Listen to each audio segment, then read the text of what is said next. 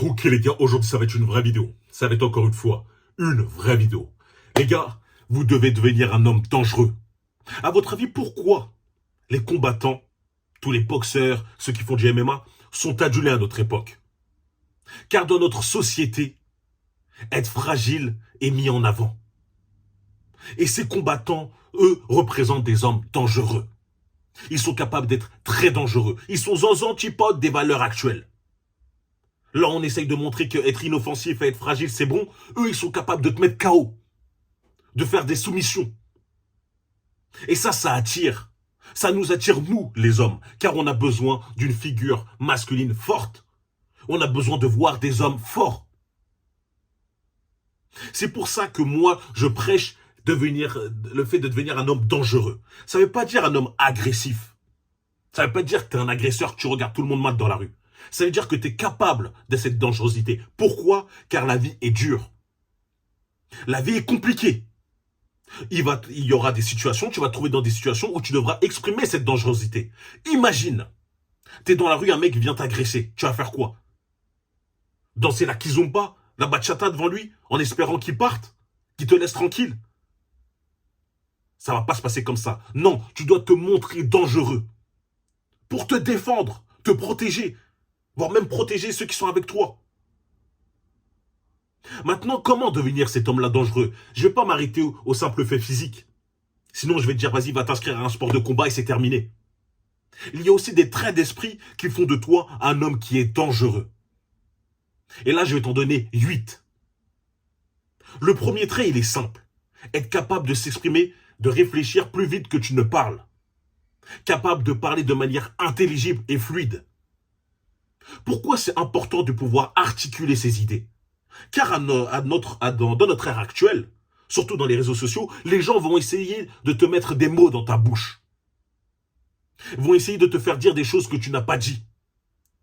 Un mec qui est capable de parler de manière nette et précise, on ne peut pas le tromper, on le comprend. Tu ne peux pas lui faire dire quelque chose qu'il ne l'a pas dit car il s'exprime très bien. Et ça, c'est une force de nos jours. Tu dois t'entraîner à parler de manière fluide, à réfléchir plus vite que tu ne parles, pour éviter de bégayer, de faire des quand tu parles, comme un bêta fragile. Entraînez-vous à l'oral. Soyez fort dans les débats. Soyez fort lorsque vous devez vous défendre. C'est ultra important, les frérots. Ça va vous permettre d'être plus fort dans le monde professionnel et même dans les relations. Entraînez votre esprit à réfléchir plus vite qu'il ne parle. Trop de gens parlent comme des bêtas fragiles. Est-ce que... Oui, attends, je réfléchis un peu. Non, frérot, ça doit aller vite. Lorsque vous allez voir des personnes qui s'expriment super bien, vous avez un sentiment de soumission. Si ça, c'est réel. Lorsque tu es en face d'une personne qui, lui, est capable de te rétorquer, de parler beaucoup plus vite que toi, etc., d'échanger plus rapidement, et toi, t'es encore à réfléchir, et c'est quand t'es chez toi, sous la douche, à dire, ah putain, j'aurais dû dire ça, etc., t'es mort. T'as l'impression que t'étais soumis à cette époque-là, dans ce moment-là. Et ça fait de toi-même un homme encore plus dangereux. Les gars, mon combattant préféré, c'est qui? C'est Mike Tyson. Pour ceux qui ne le savent pas, souvent je poste des vidéos de lui sur Instagram, etc. Et c'est pas parce que, forcément, il est ultra fort, il est capable de te mettre KO d'une droite ou d'une gauche en 10 secondes. Mais c'est surtout grâce à l'aura qu'il imposait à l'époque. La manière dont il parlait, les discours qu'il était capable de lâcher après 12 rondes de 3 minutes. Là où il se donne. Il est fatigué, normalement son cerveau est mort, mais il arrivait à te lâcher des discours incroyables. Il parlait d'une manière, c'était vraiment limite du Molière.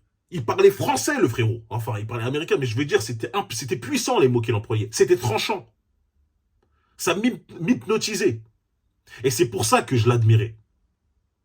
C'est un homme puissant dans tous les domaines, physiquement et verbalement. Ce qui fait qu'il est ultra dangereux. Et je veux que vous deveniez dangereux pareil. Donc exercez-vous à réfléchir plus vite que vous ne parlez pour pouvoir parler de manière fluide. C'est ultra important. Deuxième chose, être capable de souffrir. Beaucoup d'hommes ne sont pas capables d'accepter la souffrance. Les gars, pour ce que vous voulez avoir dans la vie, vous allez souffrir. Pour le corps que vous voulez avoir, si vous voulez sécher, ça va être dur. Des fois, tu vas dormir en ayant la faim. La faim au ventre. Mais tu dois souffrir. Tous les gros lards, ils sont pas capables de souffrir. Oh, j'arrive pas à maigrir, etc. C'est trop compliqué, j'ai les hormones en feu. Non, c'est parce que t'es faible. Ces mecs-là, tu leur mets une diète, ils n'arrivent pas à la tenir. Obligés de s'empiffrer avec des pizzas, des McDo, ou même dire, s'ils mangent diète, ils sont obligés de manger énormément. Calmez-vous. Les mecs, ils savent pas souffrir, ils savent pas assumer cette souffrance-là. Quand j'y repense, maintenant de nos jours, il y a beaucoup d'hommes qui ne souffrent pas quotidiennement. Même avec le sport. Outre le sport, le monde professionnel. Lorsque je parle de, ouais, vis ta passion, essaie de créer un business, essaie d'augmenter tes revenus, le mec, il me dit, c'est compliqué. Après le travail, 9-17 heures, je suis fatigué, etc. Oui, c'est dur. Mais tu préfères quoi? Souffrir pour rester dans la même situation ou souffrir pour essayer de t'élever? Les deux cas, tu souffres. Dans les deux cas, tu souffres. Sauf dans un des cas, tu es en train de t'élever pour ne plus avoir cette souffrance-là plus tard. L'homme fort, l'homme dangereux, est celui-là qui est capable de souffrir. Tu ne peux pas être dangereux si tu ne peux pas être, si tu n'es pas prêt à avoir du mal. Et même pour la femme de tes rêves, admettons, tu veux sortir avec la meilleure des femmes, ça va être dur. Tu vas faire quoi? Tu vas parler avec beaucoup de femmes, tu vas rencontrer beaucoup de problèmes. Des fois, tu vas t'attacher à la mauvaise, tu vas apprendre de tes erreurs, etc. Ça va être dur en tant qu'homme. Tu vas te piquer, ton cœur, ça va te faire mal, mais tu vas évoluer. Tout est dans la souffrance. Mais pas beaucoup est capable de l'endurer pour apprendre. Donc soyez des hommes capables de souffrir. D'où le fait que je prêche à chaque fois de faire de s'inscrire à la salle de sport, etc. Car c'est une souffrance quotidienne. Mais après une bonne séance de sport où tu as souffert, qu'est-ce qui se passe? Tu te sens fier de toi. Tu es content. Tu te sens relâché. Parce que c'est important, les gars. Soyez prêts à souffrir pour atteindre tout ce que vous voulez comme objectif. Ça fera de vous un homme dangereux. Troisième chose, lorsque vous souffrez, ne montrez pas. Ne montrez pas que vous souffrez. Les gars, il y a beaucoup de personnes dans votre entourage qui sont prêts à vous voir échouer, qui ne veulent pas vous voir réussir. Des fois, ça peut être dans votre famille. Des fois, c'est des amis. Ou même des gens que tu n'as pas là, que tu connaissais à l'ancienne, etc. Ils te voient évoluer, etc. Ils ne veulent pas te voir réussir. Je parle en connaissance de cause, justement. Il y a des gens, franchement, par exemple, je parle vrai dans un monde faux, ils n'acceptent pas ça. Je le vois, je vois dans des vidéos qui se font signaler, qu'ils essayent de descendre, de supprimer des vidéos, etc. Quelle est la pire des choses, la pire réaction à ça? Montrer que je souffre. Montrer qu'à chaque vidéo qu'ils arrivent à enlever, je pleure. Ah les gars, on m'a encore banni, j'en peux plus, etc. Non. Tu montres que ça ne te touche pas et que tu prépares directement la suite. Il faut toujours montrer que tu n'as rien. C'est quoi un homme qui est dangereux? C'est un homme qui paraît invincible. Imagine, on te fait que des attaques, on te lance que des attaques à ton encontre. Tu montres que tu souris, limite, et que tu avances. Tu sens rien. On va dire, mais il est trop fort, comme dans un combat. Imagine, tu te bats, etc.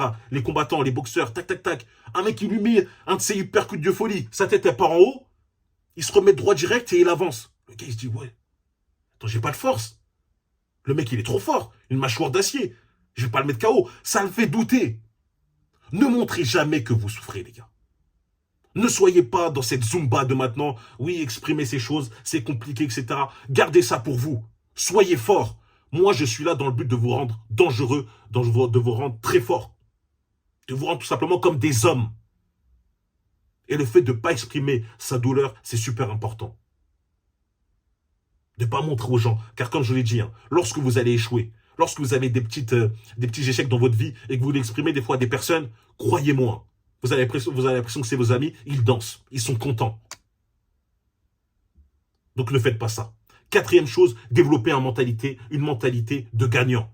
Une mentalité qui fait que vous avez énormément confiance en vous. C'est ultra important, les frérots. Et cette confiance-là, des fois, elle doit partir de rien du tout. Des fois, dans ta vie, il n'y a rien qui montre que tu peux avoir confiance en toi. Mais tu te dois d'avoir cette confiance absolue pour changer les conditions, pour changer ta routine, pour te montrer que tu peux réussir. Car personne ne va te donner cette confiance-là. Et peu à peu, tu vas la construire. Elle vient d'où, la confiance? De 3 choses. Des compétences que tu as, des accomplissements et des accomplissements que tu vas faire. Tout ça, ça va donner, la troisième chose, le résultat. Et grâce à ce résultat, tu vas augmenter ta confiance petit à petit. C'est super important, les frérots.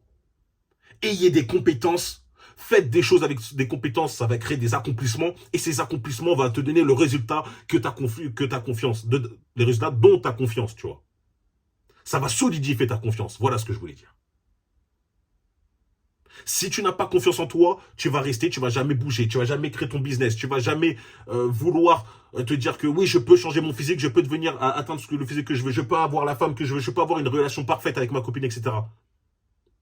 Toute ta confiance repose sur ta personnalité, ta manière d'être. Donc crée-la. Un homme dangereux, c'est un homme qui a une confiance extrême en lui.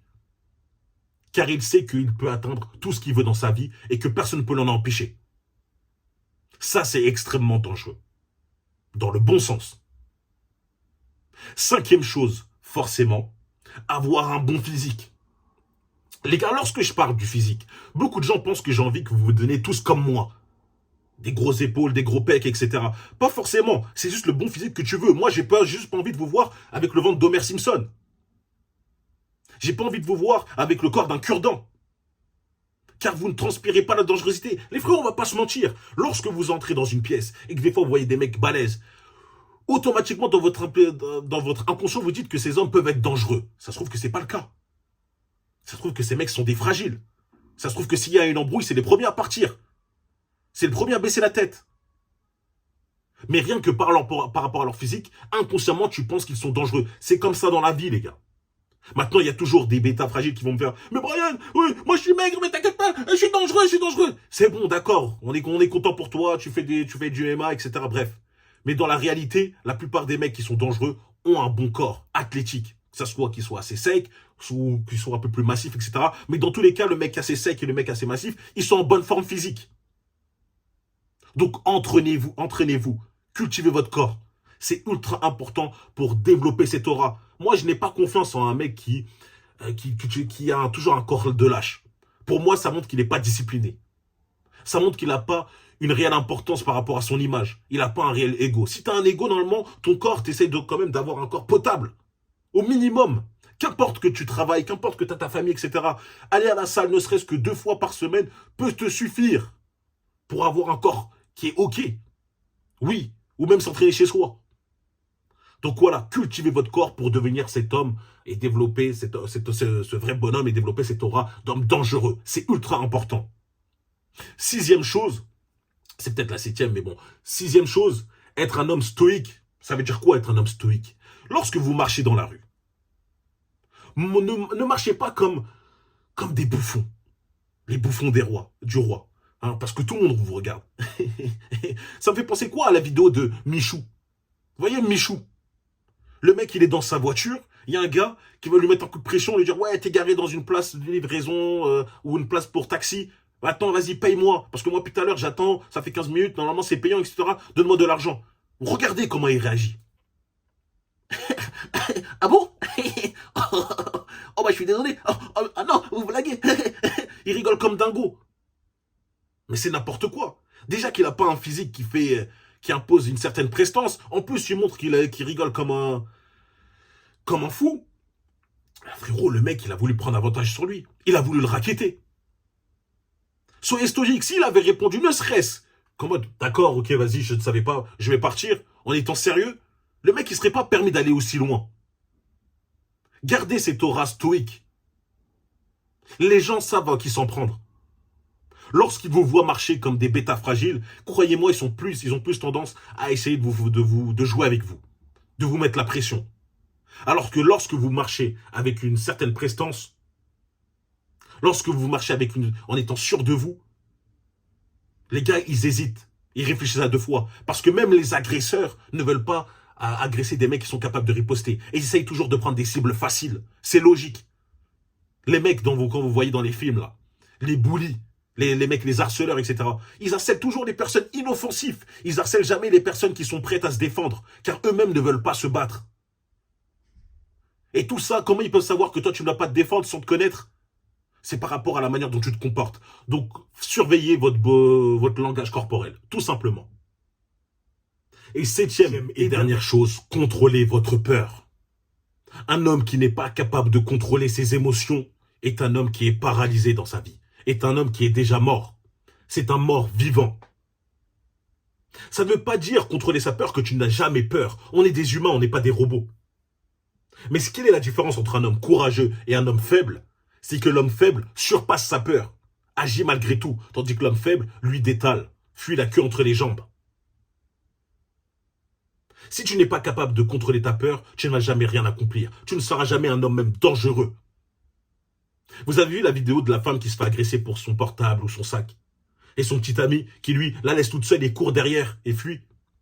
T'as envie d'être cet homme-là? T'as envie d'être ce bêta fragile?